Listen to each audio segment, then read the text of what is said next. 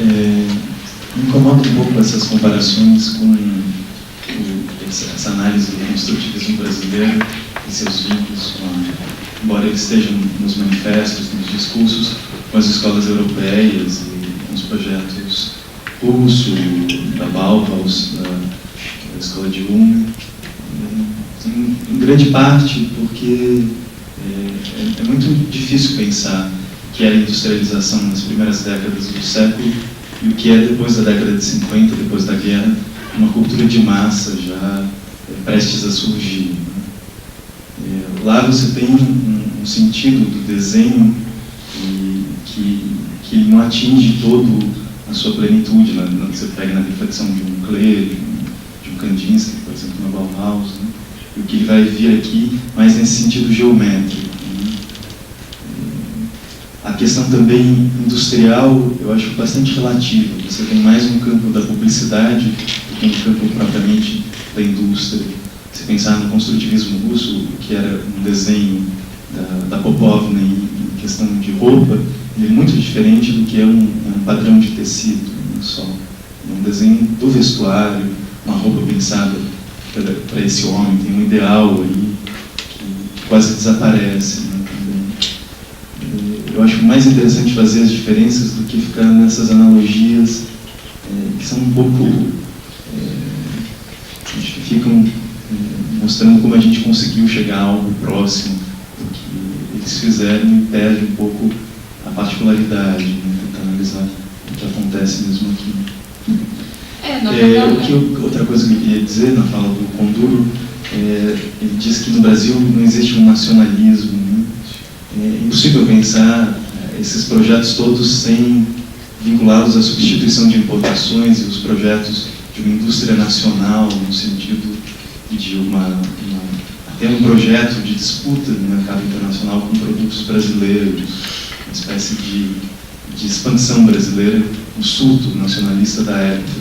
Se pensar o que eram os textos do Haroldo de Campos, até discutindo com os mineiros na época, a revista tem um nacionalismo enorme. Assim, eu acho que o vanguardismo dele está bastante associado ao nacionalismo.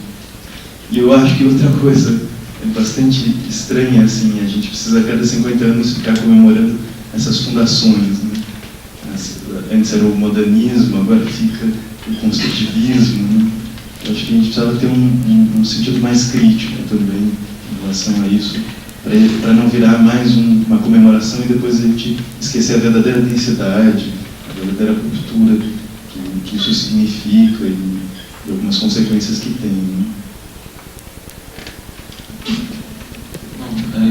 Talvez eu não tenha explicado, mas eu disse que eu até me reportei ao caso alemão, reportando o caso brasileiro ao alemão, dizendo efetivamente que existe uma dimensão de afirmação nacionalista, que não há, como esse desenho industrial que parte da arte concreta, não há uma representação nacionalista, ao contrário, porque o ideário plástico ele é todo pretensamente universal. Ele acredita que círculos, quadrados, linhas, pontos são formas compreensíveis por todos os seres. Então, nesse sentido que eu falei, é óbvio que há aí, nesse momento, um movimento de afirmação do desenho industrial como uma força motriz dessa industrialização. Acho que isso eu disse. Agora, com relação à questão das celebrações, primeiro que antropologicamente acho que a gente precisa celebrar mesmo. Acho que a gente precisa celebrar a segunda exposição do Maluf, porque a gente vê pouco as obras. De outro modo, a gente também discute pouco. Talvez eu não tenha sublinhado esses aspectos, por exemplo, eu não sublinhei um aspecto que é talvez aí mais crítico, mais complicado, que é a crença da arte concreta de que essas formas elas são universais. Isso já foi bastante discutido.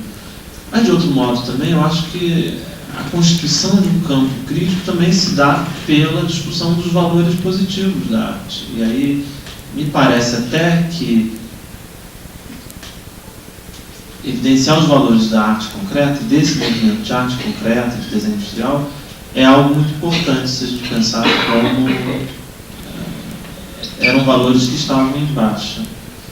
enfim, não sei se eu te respondi, mas acho que... Eu acho também que se a gente se reporta ao construtivismo e à Bauhaus e tal, é no sentido de apontar que o que aconteceu aqui não foi geração espontânea, que, enfim, é só para pontuar que isso tem uma história, e óbvio que ninguém é tão ingênuo de achar que se encaixa e que vem com os mesmos ideais, enfim, a antropofagia já é interior e a gente sabe que acontece mesmo, não só aqui como em todo lugar, né?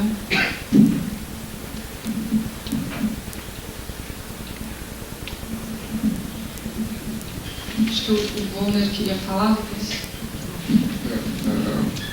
A comemoração da arte concreta, de fato, é um fator relevante da arte concreta, e comparando com a semana de 22, a semana de 22 não deixou grandes resultados na participação da coletividade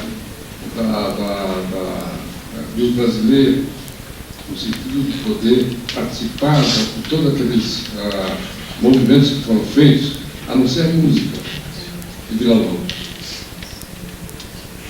Que a música foi um elemento que foi bastante desenvolvido aqui no Brasil, que hoje se reconhece como uma linguagem lá fora, uma linguagem brasileira, música brasileira. A música brasileira é bem conhecida. A arte brasileira não é conhecida. E quando a gente fala de poetas concretos, os poetas concretos são só brasileiros na língua portuguesa, porque eles têm um nível internacional. Eles são os artistas reconhecidos por mundo todo, não tem um critério nacionalista nem regionalista. Eles são internacionais. Basta traduzir, não sei se pode ser traduzido em português, em inglês, etc., mas a estrutura e o modo de pensar, etc., é um modo internacional. O resultado da arte concreta, ela está viva até hoje, não como arte concreta, mas o resultado de a nova concepção da comunicação no Brasil. A comunicação no Brasil realmente foi desenvolvida a partir da arte concreta e ela está sendo desenvolvida até hoje. Não mais com uma arte, com uma comunicação brasileira, porque hoje eu acho que é impossível a gente falar em regionalismo e nacionalismo. Existe, claro, participações regionalistas, participações nacionalistas, etc., mas o contexto, a finalidade toda é ampliar um conceito global. Hoje nós usamos produtos, usamos etc., a nossa cultura está sendo feita nesse sentido globalizante, e o resultado nosso, de qualidade, ela foi desenvolvida nesse sentido. Então a arte concreta foi realmente a geração de um novo conceito cultural desenvolvido aqui no Brasil, juntamente com os outros países, mas desenvolvido em alto nível, em nível comparativo internacional. Essa é a coisa da arte concreta, que será, naturalmente, eu acho que não há mais espaço para você fazer um novo conjunto de um movimento artístico nesse sentido. Hoje, por exemplo, a comparação entre o neoconcreto e a arte concreta é que a arte concreta realmente participou da coletividade e o neoconcreto ficou no elitismo da arte, com uma especulação artística e estética, e não como participação dentro da comunidade.